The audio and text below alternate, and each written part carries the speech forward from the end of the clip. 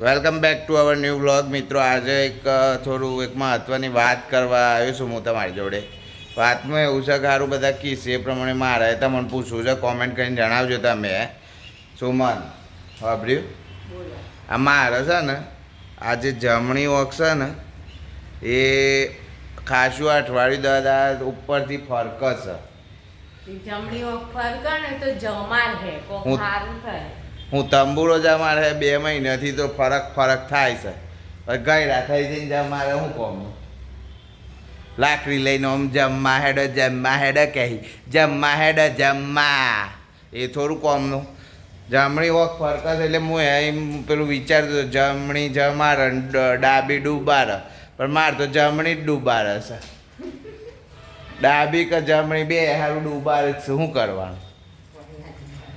તાન કંટાળી ગયો છું ખરેખર લાઈફથી, બહુ જ કંટાળી ગયો છું. એવું ના બોલ કરવાનું. સાચી વાત છે લે.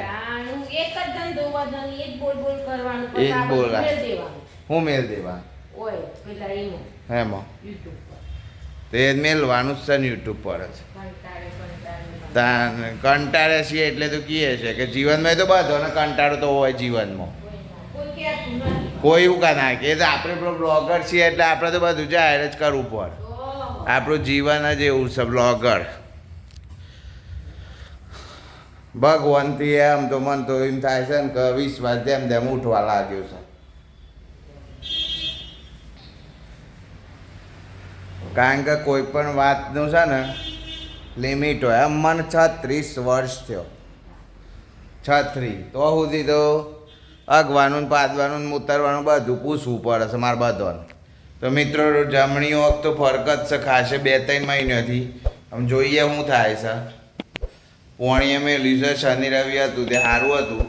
આમ પાછો સોમવાર આવી ગયો એટલે ધંધા લાગી જવાનો. હો સ્વિચ બોર્ડ થાય થવું હોય તો એટલે તો કરાય. કોઈ સ્વિચ બોર્ડ ઓલે નાહીને જ જતું અત્યારે. મગજ તો કોમ કરતું ના હોય. પણ મગજ બરું કોમ ના કરતું પણ સ્વિચ બોર્ડ તો કોમ કરે. સ્વિચ બોર્ડ તો કોમ કરે જ છે. એ તો બધું કરે છે.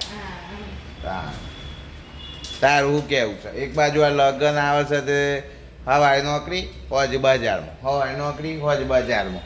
તો જવાનું છે. આય પેલા લેગા લેવાના ચપ્પલ લાવો. ચપ્પલ ને લેગા ને બધું. પૈસા તો પોકી વળતા નહીં. રોજ બજાર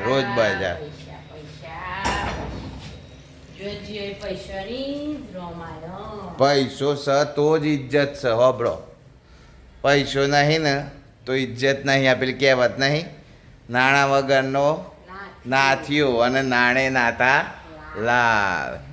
એવું જ છે ભાઈ દુનિયામાં. એવું છે બધા. એક ખાલી કહેવત મતતા હતા પણ આમ કહેવત નહીં પણ ખરેખર સત્ય છે.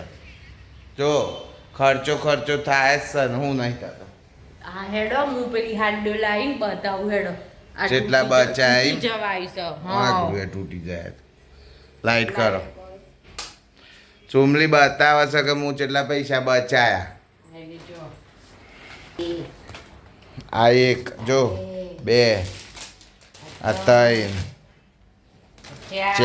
4 હાડ્યો બચાવી. મીન્સ કે 4 હાડ્યો એવી હોતી લાવી કે જે ખરીદવી ના પડે એમ. આ બધી એટલે ઓલમોસ્ટ 10-1 હજાર તો બચાય. 10,000 રૂપિયા સુધી 15 થઈ જાય. તો ચુમલીએ 15,000 બચાયા. ચુમલીએ 15,000 બચાયા હાડ્યો નવી ના લાવીને. લાઈટ બંધ કરું. હા, હાડ્યો નવી નહીં લાવી ભાઈ ચુમલી. અમારે જે સહી મોચા લઈ લેવાનું નક્કી કર્યું છે ને હજી સુધી સોમન હું એ ચો કપડો લાવ્યો છું. જેનિસને એક જોડ લાવ્યો છે, દાદાએ લઈ આલ્યો છે. થતો અહીં એક તો હજી તો મારે લાવવાનો જ છું. હું કાં ના લાવું? હું તો લાવવાનો જ છું. સુમન દેવું કરીને લાવે કપડો તો હું. આમ તો ફ્રીલી જ જીવવાનું છે. તો મિત્રો છે ને કહેવાનો મતલબ એવું છે કે મને તે દિવસ મેં વાત કરી હતી કે ભાઈ સિટીમાં રહેતા હોય એટલે બધા ખર્ચા બહુ થતા હોય. થોડું કહેવાય ને આ લગન ને બગન આવું છું અને ખર્ચો ને બરચો બહુ અતિશય થઈ જાય છે એટલે બીજો કોઈ ઉપાય નહીં, ખર્ચો થાય તો કરવાનો અને શાંતિથી જીવવાનું. આપણે તો જો બહુ બચાવવામાં માનતા નહીં. બચાવવાનું કોના માટે છે? છોકરું છોકરાનું નસીબ લઈને આવે છે. એ છોકરું ભણ ખાય પીવાને એકવાર નોકરી ધંધા લાગે પછી બધું મેળ દેવાનું, એને જવાબદારી આવી.